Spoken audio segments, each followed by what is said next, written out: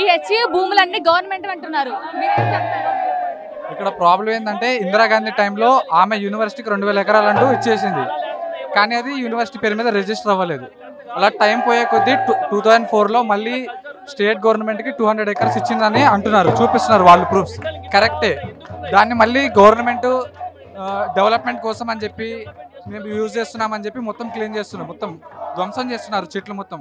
కానీ దానికన్నా ముందు మనం గమనించాల్సింది ఏంటంటే అక్కడ చెట్లు నరికేస్తున్నారు.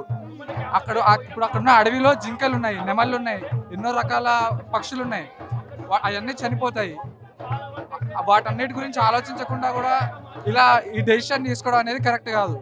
అది కూడా ఇంకొక బాధాకరమైన విషయం ఏంటంటే శనివారము ఎవరికి ఎలాంటి ఇన్ఫర్మేషన్ లేకుండా అర్ధరాత్రి ఒక 50 బుల్డోజర్స్ వచ్చి ధ్వంసం చేసేసాయి.